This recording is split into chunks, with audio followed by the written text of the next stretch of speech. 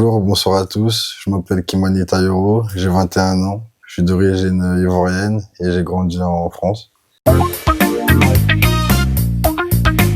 Donc c'était il y a à peu près 4 ans. Donc je m'intéressais à aller à plusieurs festivals comme Afro Nation ou Coachella, à Miami, au Portugal, etc. La première fois que j'y suis allé, c'était au Portugal. J'y suis allé 2 fois. Et ensuite, je me suis posé la question, pourquoi pas le faire chez moi en Côte d'Ivoire, à Abidjan, et que le Mother Africa soit le festival de référence sur le continent africain, et que ce soit un produit 100% africain. Par la suite, j'ai rencontré un ami de la famille qu'on m'a présenté, qui avait à peu près la même idéologie que moi. Donc, nos idées se rejoignaient, mais il a plus d'expérience, tu vois. C'est quelqu'un qui est déjà dans l'événementiel, qui vit aux États-Unis. Donc, l'année qui suit, donc c'était en 2022, si je me trompe pas. Bref. Et, on a décidé de mettre tout ça en place, de le faire, en Côte d'Ivoire pour la première édition. J'ai demandé à un proche à moi, à mon père, de me soutenir sur le projet. Donc je suis parti le voir, je lui ai présenté le projet, etc. Il m'a dit que ça l'intéressait, car lui-même, étant jeune, baigné dans la musique, avec plusieurs artistes français dans leur temps, tu vois. Des groupes comme Secteur A, je sais pas si tu connais, mais tu connais, c'est des anciens. Voilà. Et on a mis tout ça en place. Mon père nous pousse sur ce projet. Et voilà. Co-fondateur et producteur. Je gère à peu près la direction artistique, mais un peu partout, tu vois. Un peu dans la logistique aussi. Plus la direction artistique. Plus la direction artistique. Donc ça dépend.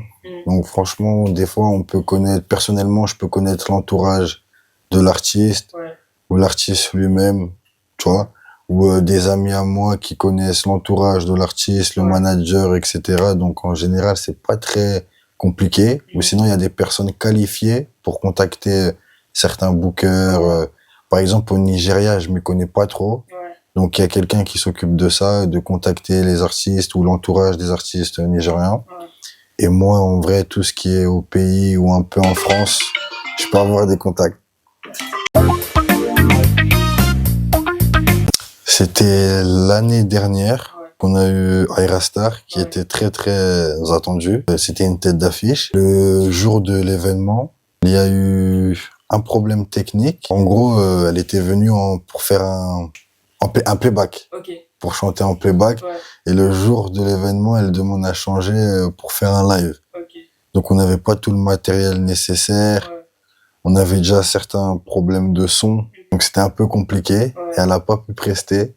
Et c'est vrai que le public n'était pas très content. Voilà.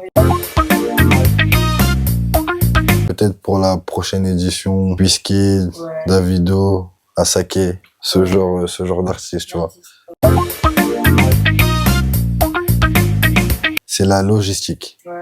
Pour moi, c'est la logistique, gérer les équipes, c'est une chose qui est très compliquée, surtout quand tu travailles à distance, parce que je suis pas tout le temps sur place.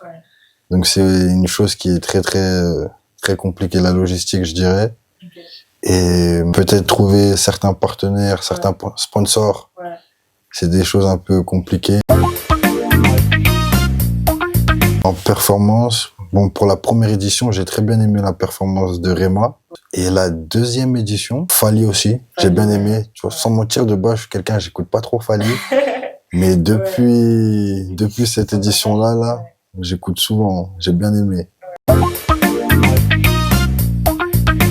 Bon, ça, c'est la question que tout le monde se pose. Et franchement, oui, hein, c'est le but. Franchement, c'est le but. En Afrique, en Europe, en Amérique. Mais la base, c'est que les premières éditions se sont passées en Côte d'Ivoire. Tu vois, c'est un produit 100% africain, comme je dis. Accueillir certains artistes au pays, leur montrer aussi le pays, l'autre facette d'Abidjan ou de la Côte d'Ivoire. Donc franchement, c'est un plaisir que je peux prendre, surtout qu'il y a certains artistes que je peux moi-même écouter Ouais. et qui sont peut-être congolais, maliens, sénégalais ou n'importe. Donc Ouais. leur montrer un peu chez moi et les faire performer au festival, Ouais. c'est quelque chose qui me fait plaisir. Drake, Lil Baby et Rihanna en tête d'affiche. En vrai, de vrai, ça passe, hein.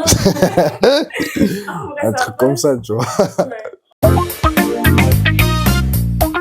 C'est important car ça permet à certains artistes qui n'ont pas de grande visibilité et qui n'ont pas accès à certaines scènes, de grosses scènes, par exemple à l'international, de venir prester avant certaines grosses têtes d'affiches comme certains gros Nigériens, Ouais. etc. leur permettre de participer à tel festival. Bon, c'est une chose que j'aimerais beaucoup mettre en avant. Ouais. Donc parfois il y a des artistes qui commencent à émerger ou même pas trop connus en Côte d'Ivoire. Donc j'essaye de les rajouter à la line-up. Je connais pas tout le monde non plus, C'est clair. tu vois, mais je fais de mon mieux pour mettre en avant certains artistes avec pas une grosse visibilité, tu vois. Il faut savoir que sur le choix de la line-up, on prend aussi des artistes de la sous-région, tu vois. On fait en sorte de prendre un Congolais, un Sénégalais, un Malien. On essaye de prendre un peu partout, tu vois. Bon, en vrai, je suis avec ma famille, mes cousins. On joue à la play, on va au sport. Ouais. Ou sinon, je travaille sur d'autres projets. Ok. Et franchement, c'est les 3 passe-temps où je réfléchis à d'autres projets, Ouais. etc.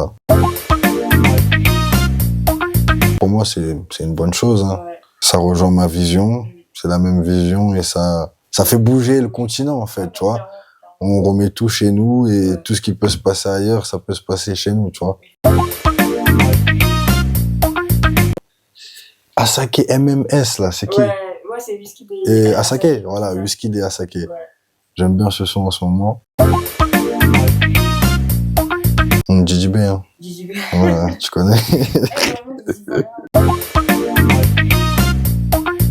Franchement, il y a un artiste surprise pour les Ivoiriens, très entendu. Il ressort beaucoup dans les commentaires parfois, etc. C'est un peu l'artiste surprise que je vais essayer de finaliser, tu vois. Ok. Donc voilà. Je peux regarder son téléphone. Vas-y, Déjà, il y a Good Best Bar Monaco.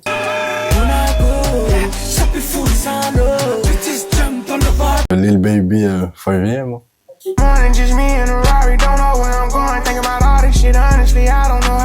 Whisky et Asake, MMS.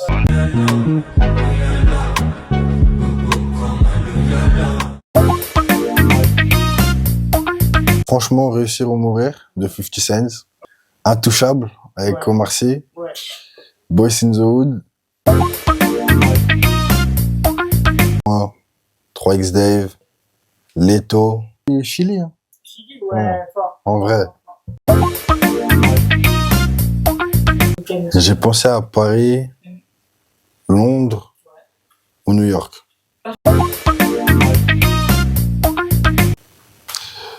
C'est le faire dans un autre pays. Ok. Bah, merci beaucoup pour ton temps. C'est quand même... Merci.